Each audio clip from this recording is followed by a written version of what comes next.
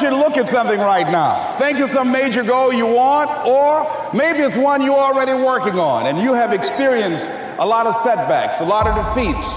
You've experienced a lot of disappointment. Maybe you've already given up. And maybe you just need a little fire, a little encouragement to get back in the game again. Here's what I want you to look at. There are winners, and there are losers, and there are people who have not discovered how to win. And all they need is some coaching. All they need is some help and assistance, just a little support. All they need is some insight or a different strategy, a plan of action to make some adjustments that will open up the key to a whole new future for them, that will give them access to the unlimited power that they have within themselves. That's all that they need. So what I want you to do is think about something you want for you, that's real for you, that's important for you, that will give your life some special meaning and power. And I don't even want you to say, I can do that. I don't want you to assume that. See, 5 years ago when I started out in this area, I would not have been able to make the mental leap that I would be up to where I am right now. I don't want you to begin to just psych yourself out. No. I want you to be able to say something to yourself that will enable you to maintain a level of integrity with yourself. That when you say this, even when you face tremendous setbacks, it will be a benchmark to keep you in the game, to keep you moving forward and experimenting and readjusting your strategy and your plan of action, continuously looking for ways to win. So what is that something? When you got an idea you want to move on, you might not have the money, you might not have the education, you might not have the support or the resources you need.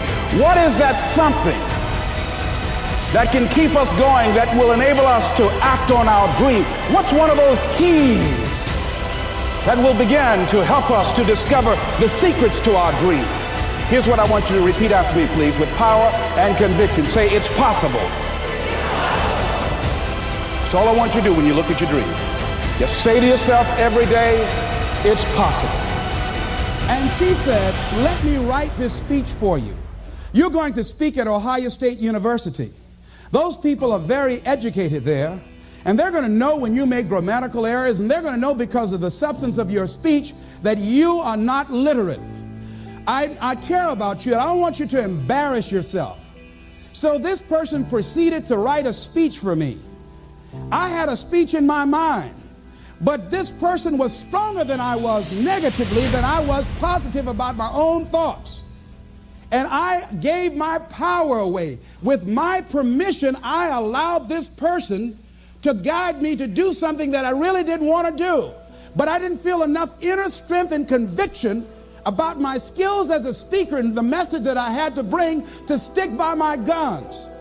And I got up there at the Ohio Union, and I read this straight speech and did not move and did not take my eyes off the page because I'm not accustomed to reading. And after I finished, some people gave me a standing ovation because I read it extremely well, and I was very tense and I was very nervous. But Boo was with me, and we've been together since second grade. And I didn't want to go on the side of the room where he was. I saw the look in his eyes. And another friend of mine by the name of Mike Williams, and I knew what they were going to say. And they had the look on their face like, what happened to you? And so I didn't go over there. I went over here where I could get some compliments. And these people were saying, you were very good. Oh, thank you very much. I wanted to be fortified before I got this whooping. So finally we were going to the car, and we got in the car, and Boo was trying to be as tactful as he could.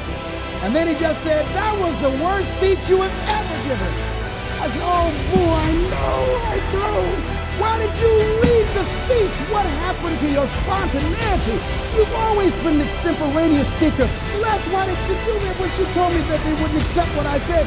Les, let them take you as you are. I gave my power away.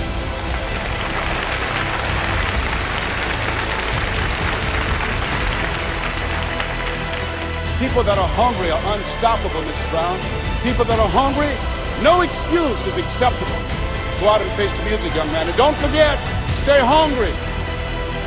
They thought it was just miraculous. It was baffling. And an old guy who was there said, I can tell you how he did it. And he said, how?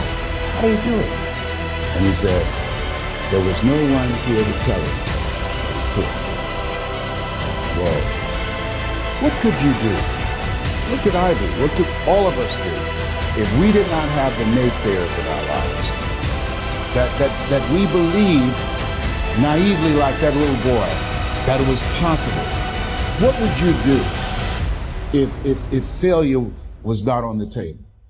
Do you realize that 87% of people allow the fear of failure to outweigh their desire to succeed because they've been convinced by the evidence, by being practical, by being logical, by being realistic. I did that. Leslie, yes? You're going to speak for corporations, yes. Not look at the things you're doing well, but look at the things you're doing wrong. Look at the things you're doing poorly, staring at your inadequacies with no loss of pride. Because the only thing you value in yourself is your willingness to do that, your willingness to work your ass off. And as Sylvester Stallone said, I'm not the richest, smartest, or most talented person in the world, but I succeed because I keep going and going and going.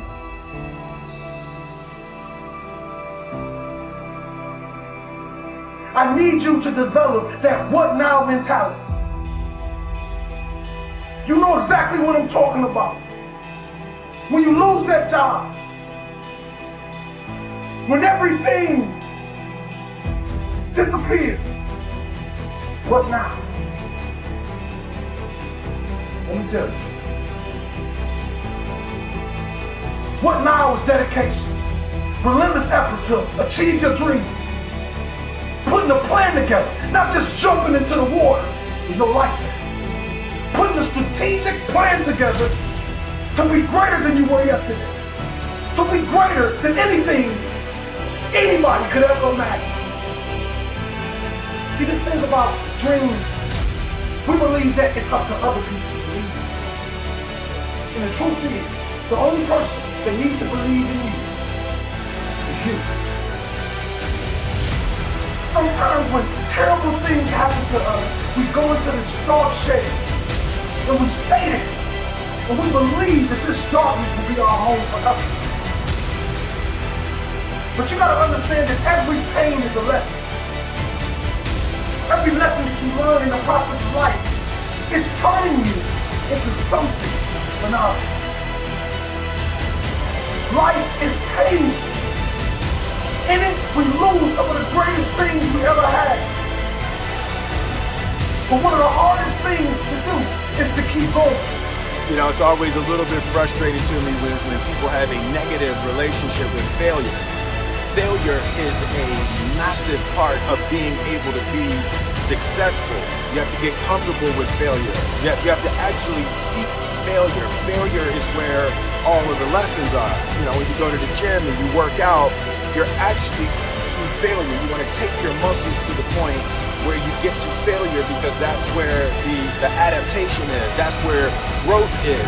Successful people fail a lot. They fail a whole lot more than they succeed, but they extract the lessons from the failure and they use that, the energy, and they use the wisdom to come around to the next phase of success. You gotta take a shot. You have to live at the edge of your capabilities. You gotta live where you're almost certain you're gonna fail. That's the reason for practice. Practice is controlled failure. You're getting to your limit, getting to your limit, getting to your limit. You can't lift that. You can't do that. Until you get to the point that all of a sudden your body makes the adjustment and then you can do it. Failure actually helps you to recognize the areas where you need to evolve. So fail early, fail often, fail forward. You don't know everything, all right? Let's just get it right out there on the table. I meet so many young entrepreneurs, they think they know everything. They want to know everything. They want to be the best at everything inside their company. And guys, that's just not reality, okay? You have to understand, winning in business is not about you personally as the CEO of a company being the best at every skill set. Dude, I can't put together graphics. I can't put together videos. There's certain things in my company that I have no clue on how to do. But that's okay. You know what my job is? My job is to go out and find people that can do that far better than myself so that we can win as a team. And this attitude of I've got to be the best and I've got to win and I've got to, and I'm the best at everything and I know more than you and blah, blah, blah, blah, blah. That makes horrible leadership. Nobody respects that. Let me tell you what people do respect. People respect when you look them in the eye and you say, hey, what do you think? And then they give you an answer, and then it's your job to decide whether or not, on an honest playing field, whether or not that is the best thing to do or whether or not somebody else has the best thing to do. All right? And that might be your idea. It might be another employee's idea. It doesn't matter. As long as the best idea comes about and you are able to decide which one that is. You guys have to understand and get over yourselves. Being in business, owning a business is not about being right, okay? I see this also in the same thing as when people develop products for themselves versus understanding what the market likes, all right? The same people who I just talked about that can't accept the fact that they're not always the best and that they're not always right are the same people that develop products for the market based upon what they like and not based upon what the market likes. And you guys, all of you who fall in those groups, you better learn to do what I'm telling you to do or you're going to be out of business. Because, dude, big egos, overinflated egos, they come from insecurity, all right? The only reason that you would act that way is that if you're actually insecure about the amount that you truly know, so you overinflate, puff your chest, feel like you need to be right, and guess what? You're usually wrong. Your employees don't respect you. Your peers don't respect you. And this goes for you people who are in an office environment, working for another company, owning a company. It goes for everybody listening. You're not always going to be right. That's okay. The best leaders in the world are not the ones that are the smartest or the ones that are most right.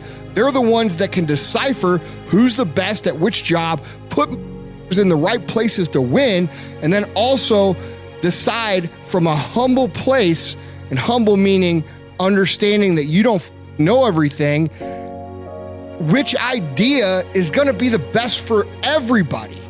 Okay, that's your job. You're the captain of the team. You're the CEO. You're the captain of the ship. If you're going to steer the ship into rocks just because you've argued with your first mate about your path being right, you're an idiot. Okay? It's okay to not have all the answers. It's okay to not be right. It's okay to admit that you weren't right. And in fact, if you want the respect of your team and your peers, you will be willing and able to admit that you made mistakes the minute that you make them.